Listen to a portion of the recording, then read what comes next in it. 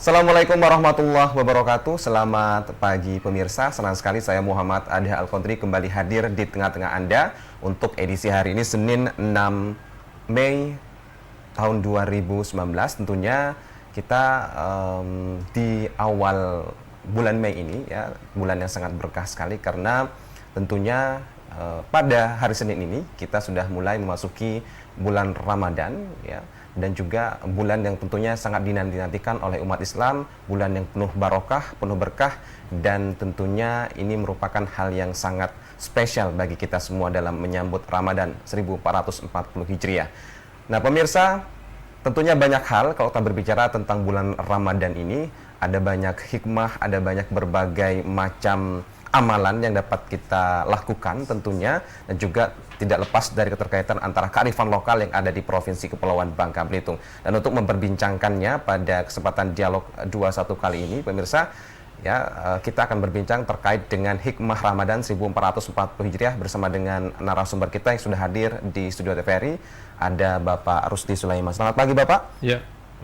Apa kabar Bapak? Alhamdulillah. Baik. Alhamdulillah. Bagaimana aktivitasnya di awal Ramadan ini sendiri Pak? Kita mulai dengan yang baik-baik lah, begitu ya. Ya, awal dengan baik-baik. Jangan sampai ada perubahan ke lebih yang tidak baik. Baik. Kegiatan kampus tetap dilaksanakan? Tetap. Tadi pagi sudah jam 7.10 sudah di kampus, kemudian izin ke sini sebentar gitu. Tetap semangat tentunya beraktivitas. Ya, pasti.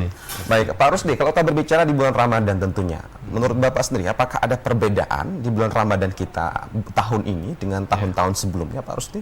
Kalau kita bisa memperbandingkan? Suasana Ramadan kita maksudnya? Iya. Ya, kita belum bisa membandingkan, kan baru mulai pagi ini kan. Baru mulai pagi ini. Tapi kalau kita melihat ini kan juga dalam situasi dalam hal politik ini tentunya. Masih dalam suasana politik kita di tahun 2019 ini Pak Rusdi, apakah kemudian ke depannya nanti apakah ini juga akan menurut Pak Rusdi sendiri dari kacamata seorang akademisi dan juga Ustadz tentunya, apakah tetap berjalan dengan lancar atau seperti apa ini Pak Rusdi? Ya, harapan kita seperti itu. Kayaknya agak sedikit ada perbedaan ini. Mungkin setahun sebelumnya kita tidak bersentuhan dengan politik. Politik. Tahun ini kita berhubungan dengan politik. Kayaknya agak-agak lelah gitu ya. Agak-agak lelah. Sepertinya suasana Ramadan pada hari yang pertama ini the nuansanya agak kurang ini. Agak kurang. Tapi harapannya kalau bisa janganlah ya. Harus tetap semangat sambil mengevaluasi, bermuhasabah apa yang telah kita lakukan di hari-hari sebelumnya. Wabil khusus kaitannya dengan pemilu, kita mulai melakukan pekerjaan-pekerjaan yang lain gitu. Ini kan pada puncaknya nanti ini Pak Rusdi, ini kan tanggal 22 Mei 2019 ini merupakan pengumuman dari KPU terkait dengan siapa pemenang dari presiden dan wakil presiden kita terpilih 2019. Bagaimana kemudian Pak Rusdi melihat situasi ini dan juga harapannya ke depan seperti apa terkait dengan politik kita di bulan Ramadan ini sendiri Pak Rusdi? Ya, sebagai tokoh agama dan juga sebagai akademisi, kita tidak boleh terjebak ke satu kecenderungan pilihan ya. Apakah 01 atau 02? Kita kembalikan kepada ya pihak-pihak yang punya otoritas lah dalam hal tersebut.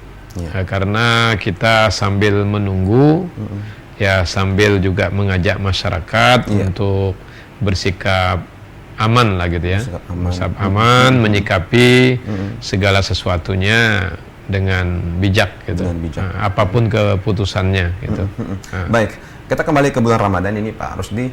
Kalau kita berbicara bulan Ramadan, apa amalan terbaik yang harus kita lakukan di bulan ini sendiri Pak Rusdi? Kegiatan-kegiatan di bulan Ramadan ini sebenarnya didahului dengan bulan-bulan sebelumnya. Jadi bulan-bulan itu misalnya di dalam 1 tahun 12 bulan itu disebut ada istilah arba'atun hurum, 4 bulan yang disucikan, mulai dari bulan Ya sebenarnya mulai dari bulan Muharram, Muharram. Kita sudah harus menyikapinya dengan baik. Kemudian ke bulan-bulan berikutnya, setidak-tidaknya sampai ke menjelang bulan Rajab gitu. Bulan Rajab. Ya di bulan Rajab itu seringkali disebutkan dengan tazkiyatul badan. Jadi semacam momentum pensucian fisik kita. Fisik kita. Ya, tapi kemudian sesudah Rajab itu nanti ada bulan Sya'ban. Nah, bulan Sya'ban itu tazkiyatul qalb, pensucian kalbu. Ya, kalbu kita. Kalbu kita di bulan Sya'ban. Dan di bulan Ramadan itu ulama menyebutkan sebagai tazkiyatul ruh. Jadi pensucian jiwa. Pensucian jiwa. Jadi momentum-momentum itu bila kita baik di bulan Rajab, insya Allah kita akan baik di bulan Sya'ban. Baru kita menuju Ramadan. Maka kita mengatakan kepada Ramadan itu kan ahlan wa sahlan wa marhaban ya Ramadan. Jadi ahlan itu artinya menyambut Ramadan, mengapresiasi Ramadan bagaikan anggota keluarga kita. Ya. Jadi memang prosesnya memang sebelum 4 bulan sebelum itu. Memang bertahap. Setidak-tidaknya 2 bulan sebelum Ramadan. Artinya kalau fisiknya kuat, aman ya. Aman. Nah, itu kan seringkali kan disebutkan al-aqlus salim fil jismis salim. Akal atau logika yang sehat tergantung pada fisik yang sehat. Jadi harus fisik dulu sehat. Fisik dulu sehat. Dengan fisik yang sehat, ada keleluasaan melangkah ke yang lebih jauh gitu ya. Pasti kalau badannya sehat ya pikirannya insya Allah akan sehat. Kalau badannya lemes, ya banyak tidur, kemudian ya punya penyakit, mungkin korengan atau apa dan sebagainya ya, pasti mengganggu pikiran-pikiran dan jiwa kita. Baik, Pak Rusdi, kalau kita bicara kan ada 3 penyucian fisik, kalbu, dan jiwa. Ya, sebelum kita menyebut bulan Ramadan tentunya tadi ada bulan Muharram, Rajab, Sya'ban, tentunya sampai dengan Ramadan. Nah, kalau kita bicara tentang penyucian fisik, kalbu, dan jiwa ini, seperti apa kemudian proses yang dilakukan ini? Apakah kemudian kalau kita bicara fisik kita berobat atau seperti apa nih menurut Pak Rusdi? Ya, kalau fisik ya kita sucikan fisik. Sucikan fisik. Nah, sucikan fisik ya mungkin dengan obat-obatan. Iya. Tentunya ya kan ada batasan-batasannya, ada kategori obatnya, tergantung fisik kayak apa fisik kita kan begitu. Kalau fisik kita sudah aman, ya setidak-tidaknya misalnya kita mandi 3 kali sehari atau 2 kali sehari kalau Ramadan. Nah itu berpengaruh, berimplikasi secara positif terhadap logika kita, ya terhadap nurani kita. Nah, baru kemudian kita melangkah ke tazkiyatul qalb tadi. Ya. Bila secara nurani, secara ya psikis juga kita udah aman, ya kita udah siap kan menghadapi puasa itu. Ketika puasa itu mungkin sangat berat, ya, sangat berat. Terbiasa merokok sekian bungkus di hari-hari biasa. Kemudian saat Ramadan kita harus mengurangi kan, meminimalisir kadar rokok itu.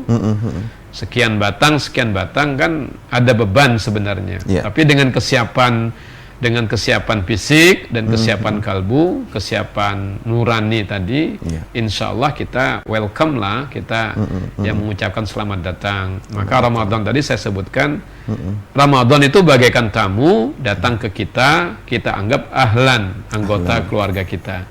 Jadi siapapun yang datang kepada kita, bila kita anggap anggota keluarga kita, kita apresiasi, kita layani, maka kita memberikan sahlan.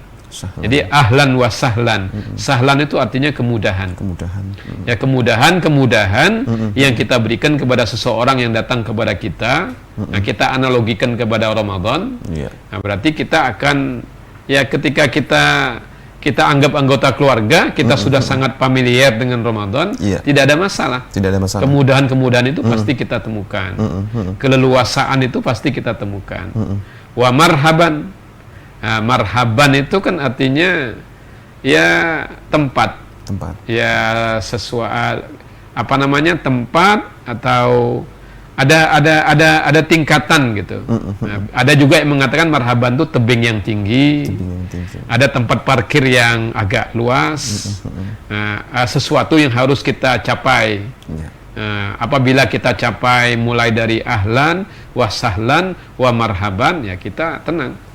Nah, kita akan tenang. Kita anggap biasa lah. Ini rutinitas kita di setiap tahun ya. Yang dilaksanakan. Baru kita melakukan kewajiban-kewajiban dan fadilah-fadilah berikutnya di Ramadan. Pak Rusdi, kemudian banyak mengatakan bahwa tidur itu salah satu ibadah di bulan Ramadan ini sendiri. Bagaimana kemudian? Apakah ini juga amalan yang harus dilakukan ya, atau memang tidak ada juga konteks tersendiri? Ya, gitu kan? Ya, seperti apa nih Pak Rusdi? Naumus shaim, ibadah itu kan nggak bisa jadi argumentasi yang kuat. Iya.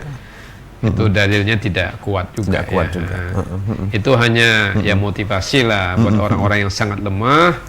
Ya daripada Anda, ya artinya ketika dia sangat lemah dan semangat bekerja rendah, ya mungkin ya tidurlah mungkin sekedarnya gitu ya. Jangan disuruh tidur terus. Tidak baik juga tentunya. Tidak baik juga. Tidak baik juga. Kemudian kalau kita bicara selain kegiatan-kegiatan, tentunya kan ini tidak seperti biasa, rutinitas seperti biasa juga dilakukan nih Pak Rusdi. Di kantor mungkin hal-hal yang terbaik yang bisa dilakukan ya, atau ibadah-ibadah yang bisa dilakukan untuk menambah pundi-pundi amal kita di bulan Ramadan ini apa saja nih Pak Rusdi? Yang bisa kita lakukan di Ramadan. Iya. Jadi sebenarnya begini, kalau yang sifatnya rutinitas, yang wajibat, jadi kewajiban-kewajiban kita. Kalau sifatnya ke ibadah ya sifatnya keagamaan ya ibadah. Artinya ibadah itu tidak usah terlalu diberatkan. Itu kan sudah rutin. Nah, tinggal ibadah itu harus dipertebal, diperkuat. Istiqomah apa tidak? Tumakninah apa tidak? Jadi kalau istiqomah itu kan continue, intens. Nah, kalau sebelum Ramadan tidak intens, nah diupayakan, diharapkan di bulan Ramadan agak intens. Continue. Jadi jangan kemudian sehari tidak, sehari iya. Atau misalnya biasanya di hari biasa subuh terlambat, ya di Ramadan jangan terlambat. Artinya sesudah sahur jangan tidur dulu. Nah, mengaji sebentar. Sholat sunat sebelum sholat subuh, baru sholat subuh. Jadi jangan tidur. Nah, boleh nanti mungkin istirahat sesudah subuh boleh, atau sesudah subuh berdoa mengaji, baru kemudian istirahat sebentar misalnya, untuk menjaga stamina, menambah stamina di kegiatan berikutnya. Jadi yang sifatnya kewajiban ya pasti.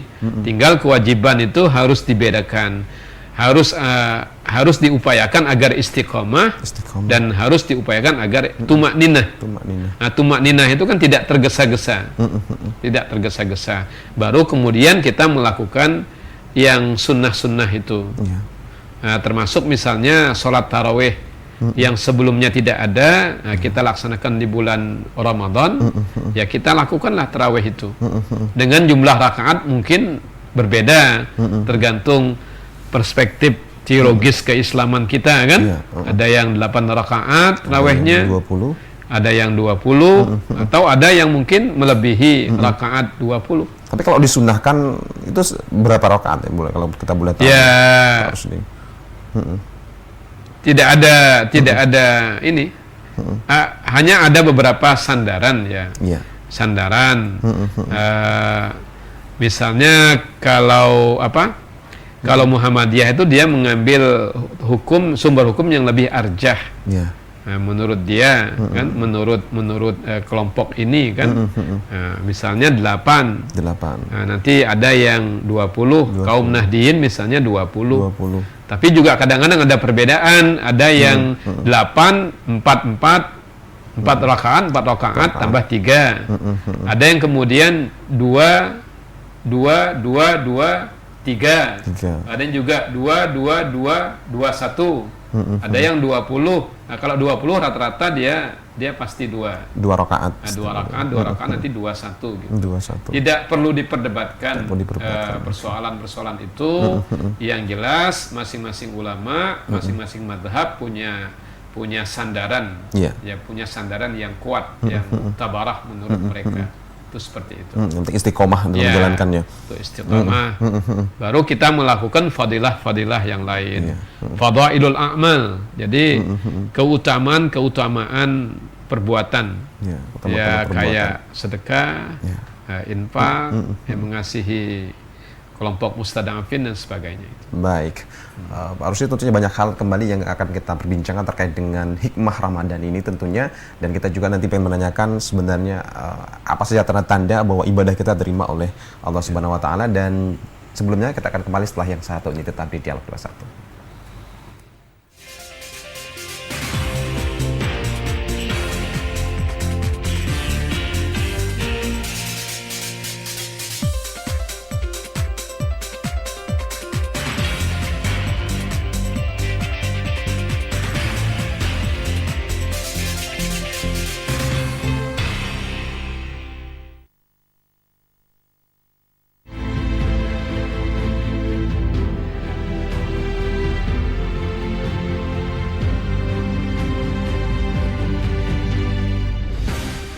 Anda sangat tahu dengan logo ini, tapi Anda barangkali tidak tahu bahwa logo ini adalah logo ke-7 Televisi Republik Indonesia yang sudah dipergunakan sejak tahun 2007. Sementara sekarang adalah tahun 2019. Dalam 12 tahun terakhir, tentu saja perkembangan dunia media, terutama dunia televisi, sudah berkembang demikian pesat. Dan tibalah saatnya direksi yang baru TVRI merasakan perlu untuk melakukan rebranding, tidak saja dengan mengganti logo, tetapi juga mengganti spirit dan juga mengganti budaya dalam bekerja atau yang disebut dengan corporate culture. Logo TVRI yang baru, yang merupakan logo ke-8, bentuknya memang sangat modern, simple, dan berkelas dunia. Harapannya memang agar TVRI goes to the world atau makin mendunia. Ya, tapi jangan lupa sebagai televisi publik, TVRI tetap harus mengedepankan edukasi dan budaya dan juga memberikan informasi yang netral, independen, imparsial, dan tentu saja tetap menghibur. Dan jangan lupa harus makin milenial. Semoga dengan rebranding ini TVRI akan makin dicintai.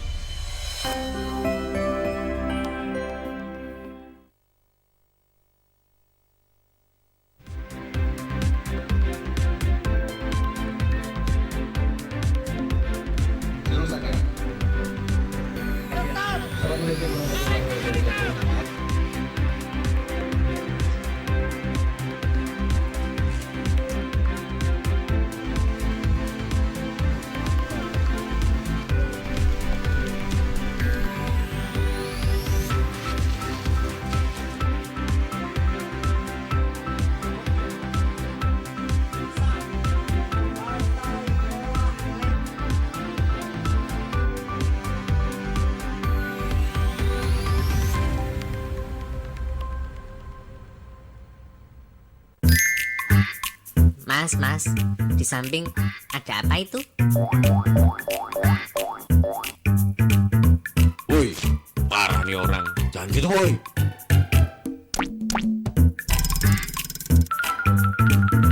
Oh, masih nih loh, main serobot aja sih.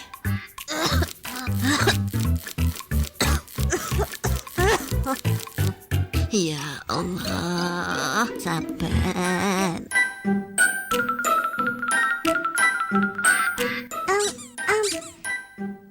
Iya.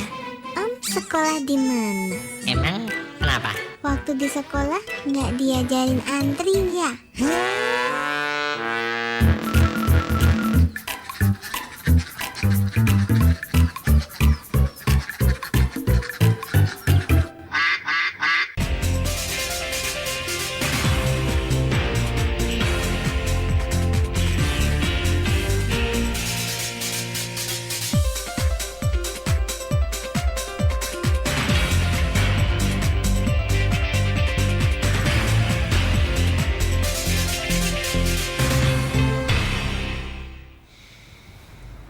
Terima kasih Anda masih bersama kami dalam program Dialog 21 dan kita masih membahas terkait dengan hikmah Ramadan 1440 Hijriah bersama dengan Bapak Rusdi Sulaiman.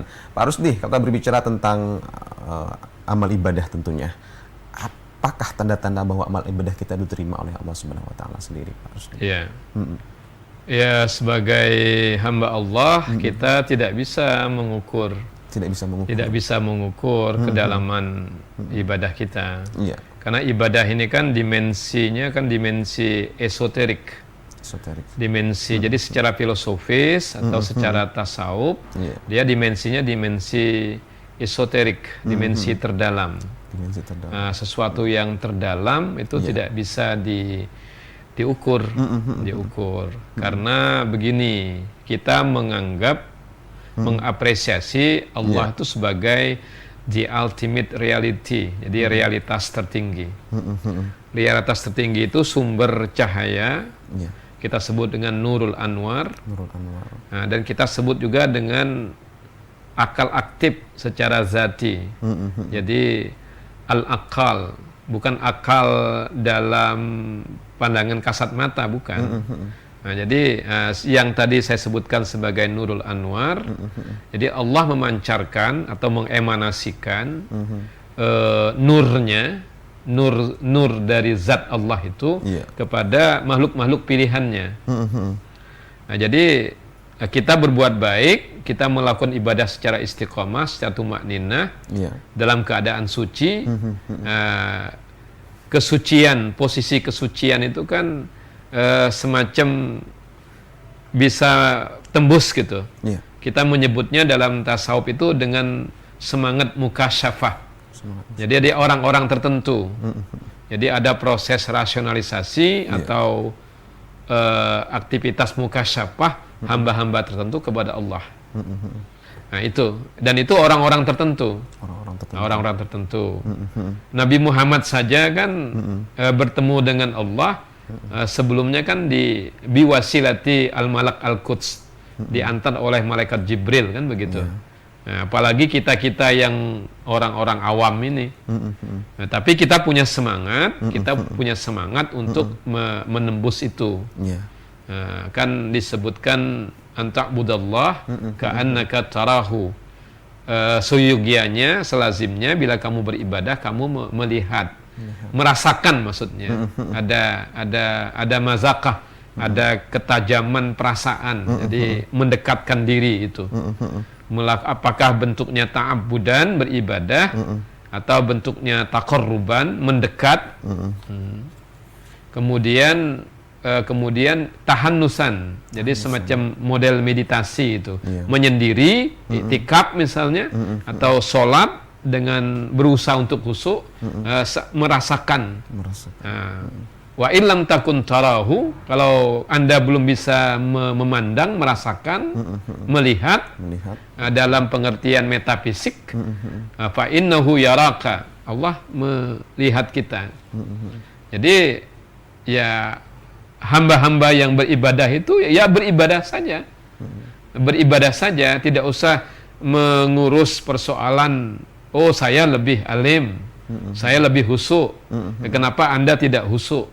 Persoalan khusyuk atau tidak khusyuk itu persoalan ya dimensi esoterik, dimensi terdalam yang ada pada makhluk-makhluk hamba-hamba Allah tertentu. Dan tidak bisa dilihat oleh enggak bisa. Jadi innallaha la yanzuru ila suwarikum. Allah tidak melihat gambar kalian, fisik kalian, gerak-gerik kalian, zahir kalian, walakinnallaha yanzuru ila qulubikum. Jadi yang dinilai oleh Allah itu yang terdalam. Ya, kedalaman kalbu, kedalaman hati nurani. Tapi tadi kan dibatasi oleh fisik, tazkiyatul badan. Jadi fisiknya ya kalau kena bisul besar ya pasti tidak khusyuk lah, duduk aja susah, sakit gitu. Ya, sakit. Ya. Kecuali ya orang-orang yang memang sudah terbatas secara fisik, sudah terbiasa, ya, mungkin tidak menghalangi dia untuk lebih ke esoterik, ya, lebih ke hal-hal yang terdalam. Jadi kita tidak bisa menilai,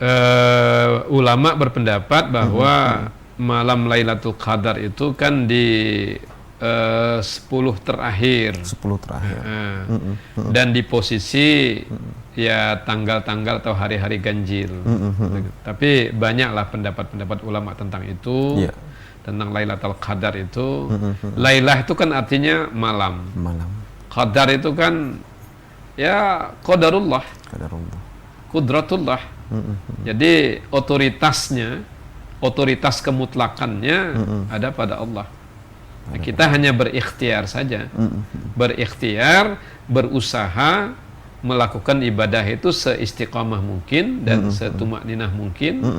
Nah, jangan tergesa-gesa. Jangan nanti pas taraweh memilih masjid yang imamnya paling cepat, misalnya kan begitu. Dengan cepat selesai. Ya, gerakan saja cepat. Bagaimana dengan bacaannya? Iya. Nah, carilah imam-imam yang misalnya hafal beberapa juz, atau imam-imam yang memahami bacaannya. Kemudian imam-imam yang istiqamah dan yang tumaknina, yang gerakannya standar. Artinya mengimbangi ya makmum-makmum di belakangnya. Jangan imam seperti tidak memimpin sholat begitu. Jadi kita kan terbawa untuk tergesa-gesa. Al-ajalatu minasyaiton, katanya kan gitu. Ketergesa-gesaan itu bagian dari perbuatan setan. Ya jangan tergesa-gesa. Baik. Kalau kita juga berbicara tentang bulan Ramadan nih, Pak Rusdi, tentunya tidak lepas dari kearifan lokal tentang budaya-budaya kita yang ada di Bangka Belitung sendiri sebagai budaya Melayu yang ada. Mungkin bisa dijelaskan apa saja kaitan-kaitannya bulan Ramadan kita, Pak Rusdi, terkait dengan budaya-budaya kita yang ada di Bangka Belitung sendiri nih, Pak Rusdi. Ulama-ulama kita sebenarnya sudah banyak membelajarkan kepada kita. Mulai dari datangnya Kesultanan Johor misalnya, kemudian datangnya Raja Alam Harimau Garang dari Bagaluyung Padang, kemudian datangnya Bupati Nusantara di Bangka Kota. Mereka banyak secara formal telah mengajarkan amalan-amalan ya ke kita.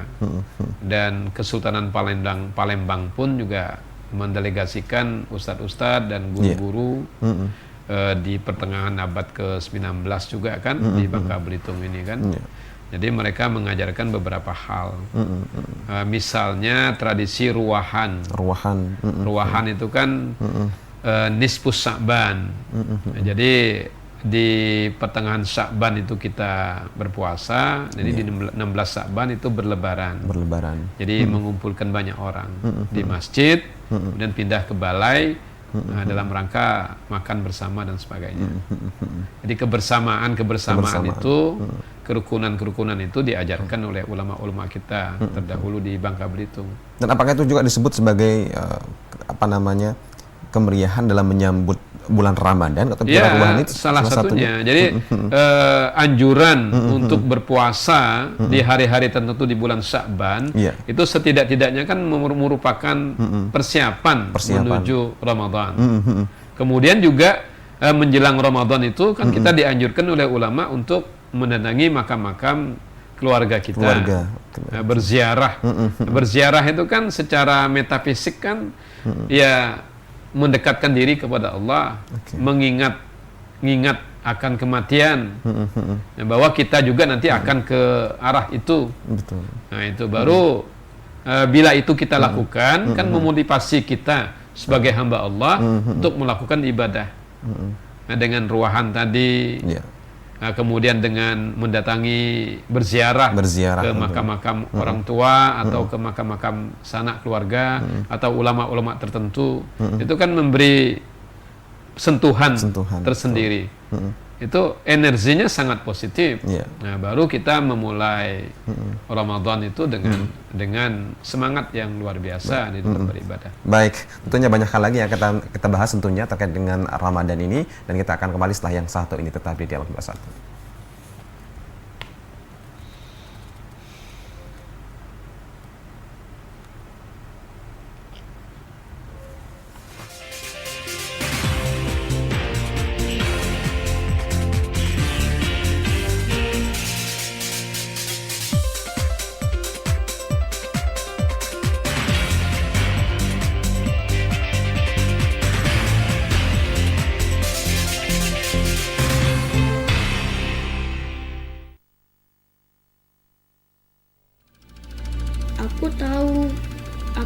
hidup dari timah.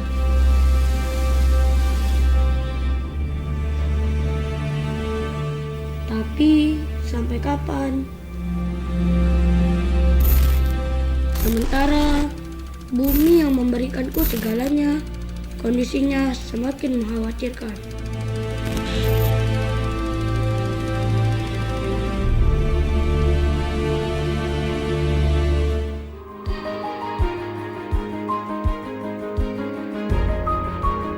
Kini saatnya memulai lebih baik daripada menunggu.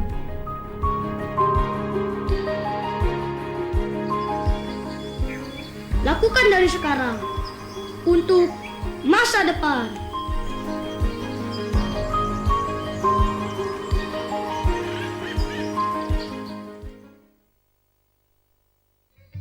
Matahari terbit menyambut pagi di Lok Baintan di tepian Sungai Martapura. Penduduk sekitar memulai aktivitasnya. Salah satu kegiatan yang menonjol adalah pasar terapung. Pasar tradisional ini sudah ada sejak zaman Kesultanan Banjar. Puluhan perahu nampak berkumpul memulai aktivitas menjual, membeli, atau menukarkan hasil buminya. Rasa optimis dan semangat masyarakat terpancar dan berbaur, menyiratkan inilah wujud kebersamaan. Pasar tradisional urat nadi ekonomi rakyat.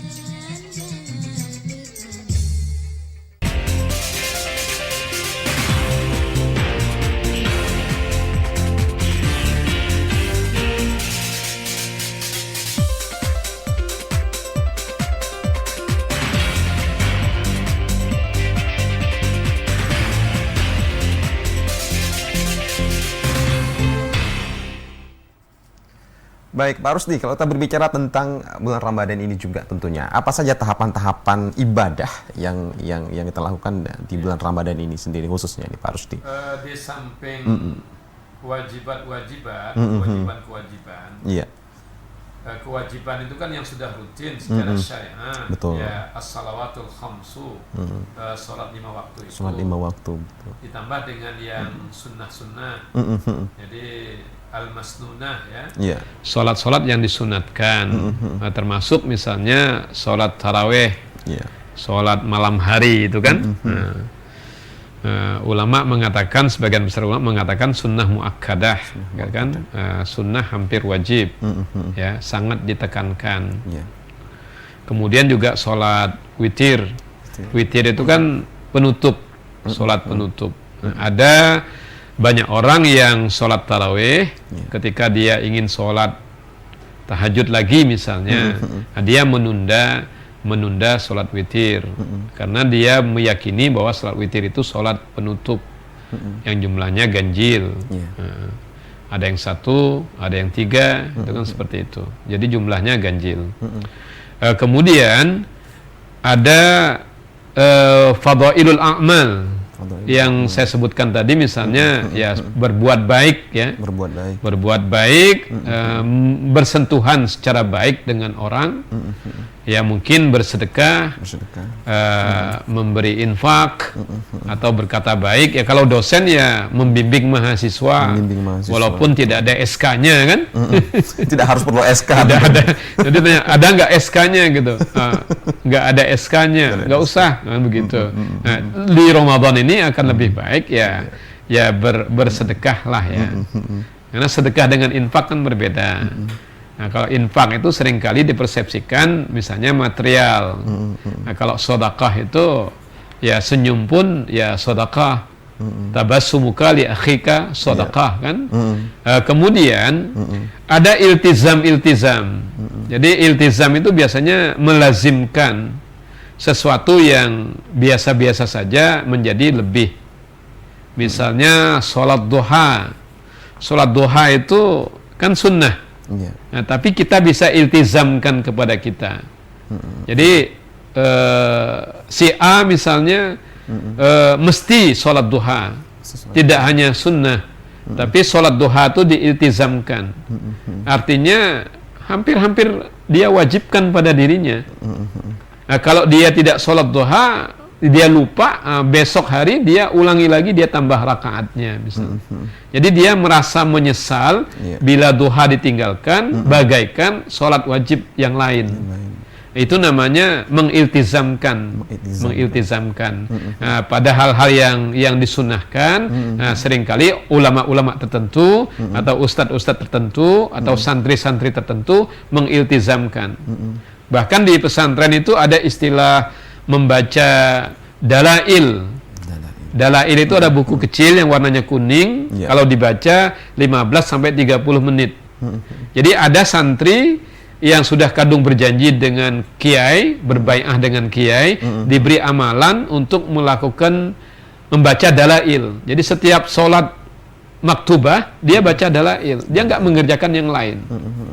Jadi kita boleh memastikan itu menjadi konsisten, menjadi konstan, ya, menjadi terbiasa. Misalnya habis sholat maghrib saya harus istighfar 100 kali. Nah, tidak melakukan yang lain. Nah, kita kan umumnya kita kan tidak terbiasa. Tidak terbiasa. Sholat ingin cepat selesai, bahkan kadang sholat bawa HP, terganggu karena suara handphone. Android. Setelah itu kita agak-agak marah kalau imam itu terlalu lama. Misalnya Jumatan itu habis Jumat ada masjid-masjid tertentu yang Al-Fatihahnya 7 kali. Nah, kadang-kadang kita terganggu. Nah, itu berarti kita belum tumakninah, belum istiqamah. Nah, di bulan Ramadan itu sebaiknya itu kita lakukan. Misalnya beriktikaf yang belum pernah beriktikaf sebelumnya, berdiam diri lah, merenung, oh saya masih miskin, oh saya rakus, oh saya sering zolim sama orang, oh waktu pemilu kemarin saya milih karena hanya uang 200.000. Malam dikasih 200, pagi 500, pilih yang 500. Oh dia udah ngasih saya duit, saya ambil, tapi saya nggak milih dia. Nah, maka kita beristighfar, ya merasa bersalah kan begitu. Kalau dosa-dosa kecil itu kan saghair, istighfar. Tapi kalau kita anggap dosa besar,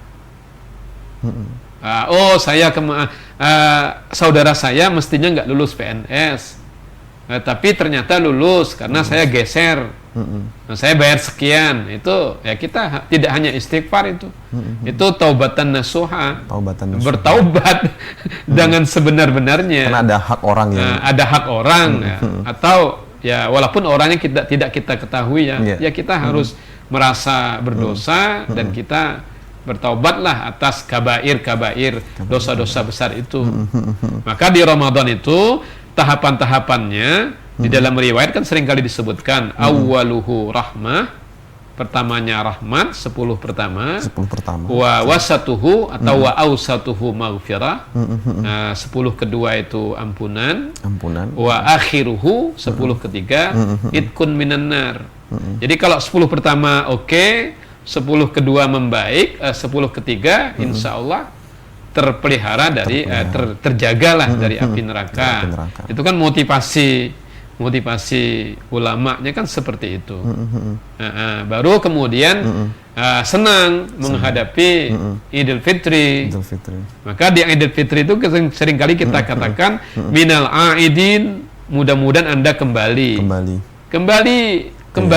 suci gitu. Minal aidin wal faizin. Faizin itu kan tergolong orang-orang yang memperoleh kemenangan. Wal makbulin, dan doa-doa kita dikabulkan oleh Allah. Fi kulli amin, di setiap tahun, wa antum bi khairin, kalian dalam keadaan baik gitu. Ya sebenarnya ya akumulasinya kan seperti itu. Jadi tidak kemudian tidak puasa, tapi asik berlebaran.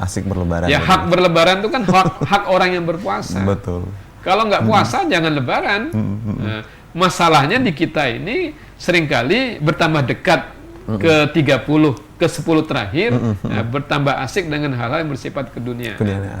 Jadi tidak fokus lagi kepada tidak fokus lagi ibadah puasanya tentunya ya. Tarawih itu kan belasan masih 5 sab, 6 sab. udah agak-agak lebaran kan sudah tinggal 2 sap. 2 sap atau 1 sap. Kan berarti menurun itu. Betul. Baik. Terakhir nih Pak Rusdi, himbauan kemudian harapan kita di bulan Ramadan ini tentunya yang disampaikan untuk masyarakat kita di Provinsi Kepulauan Bangka Belitung sendiri, Pak Rusdi. Ya, para pemirsa TVRI Bangka Belitung di mana saja kalian berada, di Pangkal Pinang dan sekitarnya atau di beberapa kabupaten yang lain, marilah kita berpuasa sebagaimana disebutkan tadi, ahlan wa sahlan wa marhaban ya Ramadan. Bermuhasabah, mengevaluasi diri dan tidak merasa lebih baik daripada orang lain, tidak merasa lebih khusyuk daripada orang lain, tidak merasa lebih religius daripada orang lain, tapi kita berusaha untuk memperbaiki, melakukan hal-hal yang terbaik, apalagi di bulan Ramadan yang suci ini, yang mubarakah ya, yang barakah ini.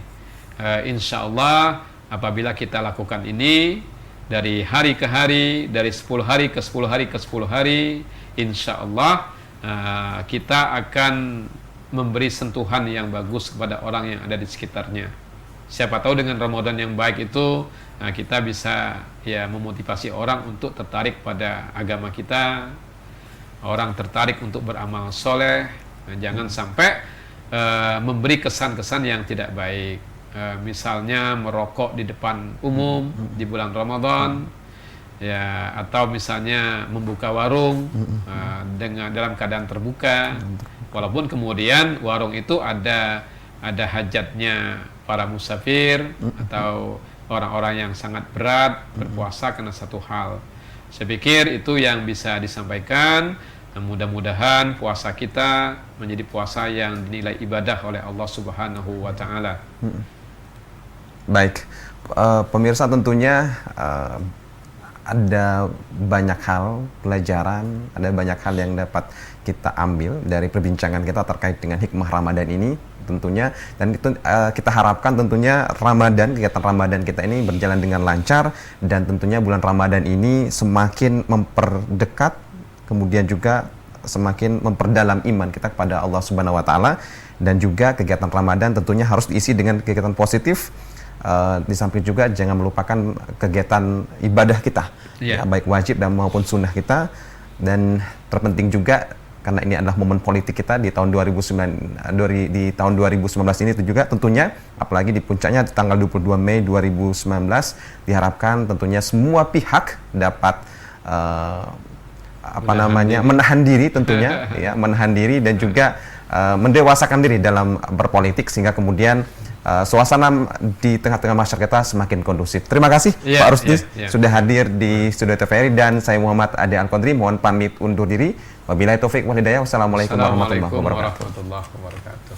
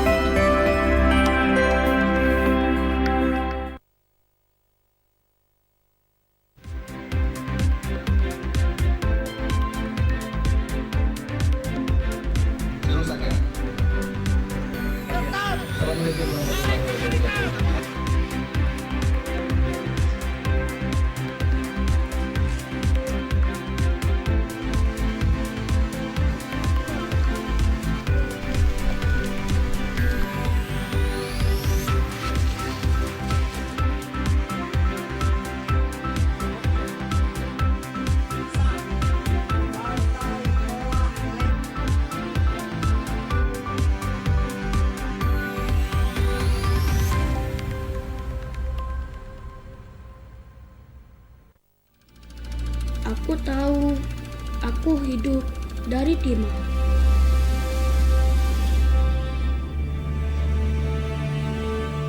Tapi sampai kapan? Sementara bumi yang memberikanku segalanya, kondisinya semakin mengkhawatirkan.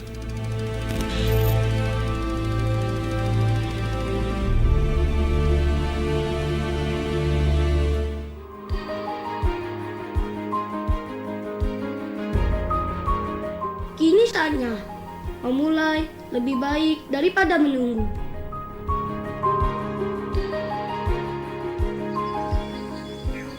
Lakukan dari sekarang untuk masa depan.